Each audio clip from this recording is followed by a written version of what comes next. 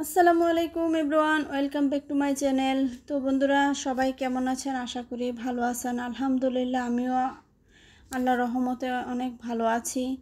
তো আজকে বরাবর প্রতিদিনের মতো আবারও একটা নতুন ভিডিও নিয়ে চলে আসলাম আপনাদের মাঝে। তো শুরুতে আপনারা দেখতে পাচ্ছেন যে আমি ভাত নিয়ে আসছি বাসা থেকে, অর্থাৎ আমি যে হাঁসের বাচ্চাগুলি নিয়ে আসছি, তো ওদের জন্য ভাত, মানে ওরা ভাত, তারপর হচ্ছে খুদ, তারপরে হচ্ছে ভুসি, এগুলি খাওয়াতে বলছে। তো আমি গতকালকে তো খুদ কিনে আনতে পারি নাই, আর তাছাড়া গতকালকে আমি ভাতও দেই নাই। তো এখানে ফিড ছিল, আমি ফিডগুলি দিয়েছিলাম, ফিডগুলি একটু একটু করে খেয়েছিল। তো আজকে হচ্ছে ভাত নিয়ে আসছি, দেখি ওরা খায় কি না।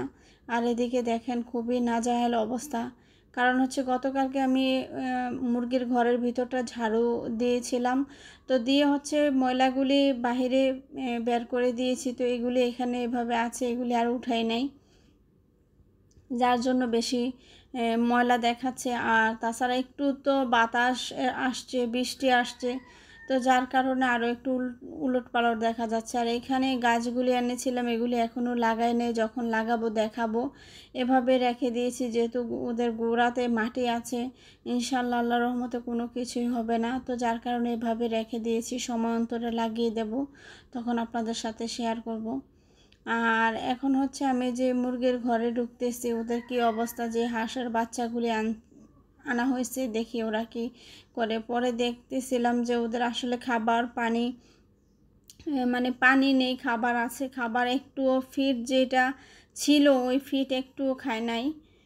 মানে গতকালকে যাই একটু একটু খেয়েছিল আমার সামনে, ওইটাই, তারপর হচ্ছে আর খায় নাই। তো আমি হচ্ছে পানি দেওয়া, তো ওরা খুব সুন্দরভাবে পানি খাচ্ছে। আর যে ফিডগুলি ছিল এগুলি আমি মুরগির বাচ্চাকে দিয়ে দিলাম। এটার মধ্যে আমি ভাতটা দিয়ে দেবো, কারণ ভাতের যে পাত্রটা দিয়েছি এটা অনেক উঁচু, আমার মনে হচ্ছে ওরা খেতে খুবই কষ্ট হবে। তো তাই আমি হচ্ছে যেটার মধ্যে আমি ফিড দিয়েছিলাম ওই কৌটাটার মধ্যে হচ্ছে এখন আমি ভাতটা দিয়ে দিই। তো দেখা যাক ওরা খায় কি না, মানে ভাতটা আমি জানি না, দিয়ে রেখেছি, ওরা শুধু পানিই খাচ্ছে। তো পরবর্তীতে যদি ভাত খায় তাহলে ভাত দিব, আর যদি ভাত ওরা না খায় তাহলে খুদ ভুসি এগুলো আনতে হবে, তো এনে ওদেরকে দিতে হবে। আর এদিকে দেখেন মুরগিগুলি আমি এই পাশ থেকে ও পাশ নিয়েছি, সাদাটা এদিকে ছিল ওইখানে নিয়েছি, আর লাল কালার যে মোরগটা ছিল এই পাশে নিয়ে আসছি। তো ওই সাদাটার সাথে একটা মুরগি দিয়েছি, আর এখানে আলাদা আলাদা মোরগটা আর মুরগিটা রেখেছি, দেখা যাক। আর এদিকে হচ্ছে যে মুরগির বাচ্চাগুলি আছে খাবার শেষ করে একেবারে ওদের পাত্রটা উল্টিয়ে রেখেছে, পানি নেই, খাবার নেই। তো হচ্ছে ওদেরকে এখন একে একে পানি দিয়ে দিব, তারপর হচ্ছে খাবার দিয়ে দিব। আসলে যখনই আমি আসি, কিভাবে যেন বন্ধুরা আমার সময়টা শেষ হয়ে যায়, আমি নিজেই আমি বলতে পারি না যে এত দ্রুত গতিতে আমার সময়টা শেষ হয়ে যায়। আসলে কি বলবো, কাজের মাধ্যমে যখন একটা মানুষ থাকে বা কাজকর্মে সে বিজি থাকে, আসলে তার সময়টা কিভাবে চলে যায় সেটা আসলে বোঝা একেবারে মুশকিল। মানে যখন আমি ফার্মের মধ্যে ঢুকি তখন মানে ঢুকার পরে আমার মনে হচ্ছে যে এই তো আমি ফার্মে ঢুকলাম। তো একের পরে এক আমার কাজ আমার চোখের সামনে পড়ে, যে এটা করতেছি, আরেকটা চোখের সামনে পড়ছে যে ওইটা করতেই হবে, তারপর হচ্ছে আরেকটা দেখতেছি, আরেকটা চোখের সামনেই পড়ে যাচ্ছে। তো এরকম করে না, আমি অনেক সময় যখন ছাদের উপরে আসি কাজ করার জন্য, বা জাস্ট একটু ওদেরকে খাবারটা দিয়ে চলে যাব, তো আমার ছোটো মেয়ে আমাকে বলে, তুমি তো বলো যে আম্মু, তুমি বলো যে জাস্ট আমি যাবো আর আসবো, সেটা বলে তুমি অনেক ঘন্টা থেকে যাও ওখানে। আসলে কি বলবো, আমি হচ্ছে যখন আসি আমার এক একটা কাজ চোখের সামনে পড়ে যায়, আর মনে হয় যে এটা না করলেই না হবে এরকম।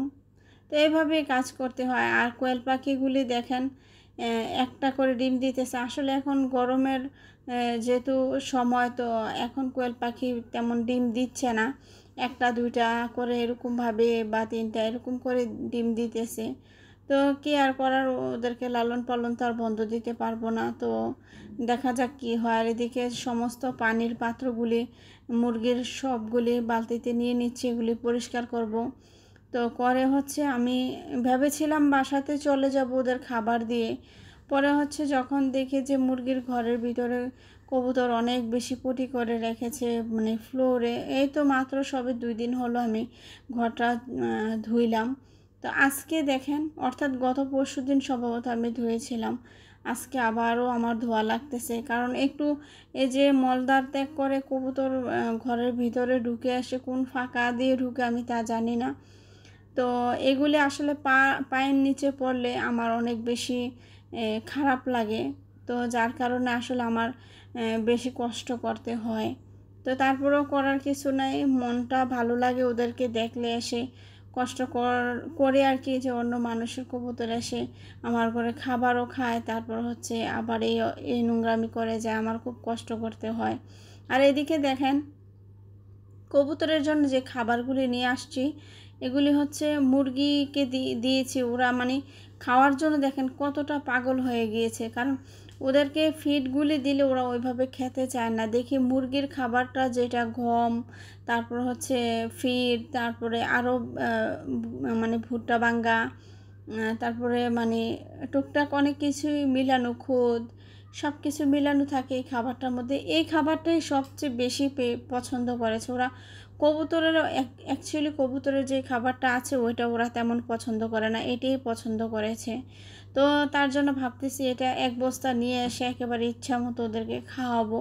তো ইনশাল্লাহ দেখা যাক। আর এদিকে ওদেরকে সমস্ত পাত্রের মধ্যে খাবার পানি সব কিছু আমি দিয়ে একদম ক্লিয়ার মানে করিয়ে দিতেছি আর কি, যেহেতু আমি বাসায় চলে যাব।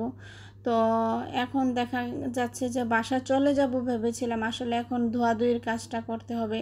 ট্রেগুলি বের করেছি, একটা বের করে তারপর আর সবগুলি বের করে ধুইতে হয়েছে। তো যার কারণে আমি ভিডিওটা নিতে পারি নাই, ভিডিওর ক্লিপটা।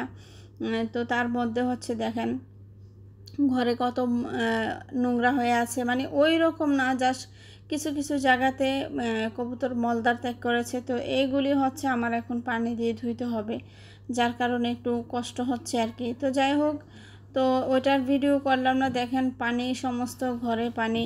তো এই জায়গাগুলি ধুয়ে ফেলেছি, দেখেন কত পরিষ্কার করেছি। আসলে পরিষ্কার করলে সব কিছুই সুন্দর লাগে। তো দেখেন এখন আমি পা দিতেও আমার খারাপ লাগছে না। তো এই আর কি, আমি পুরা ঘরটাই পরিষ্কার করে ধুয়ে মুছে একদম সুন্দর করে ফেলেছি, ক্লিন করে ফেলেছি। তো বন্ধুরা দেখুন, ওই যে লাল মোরগটার সাথে মুরগিটা এনে দিয়েছি, দেখা যাক কি হয় পরবর্তীতে।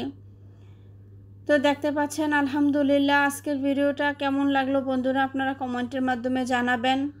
তো আর বেশি কিছু বলবো না, এখানে বিদায় নিলাম। আল্লাহ হাফেজ, আসসালামু আলাইকুম।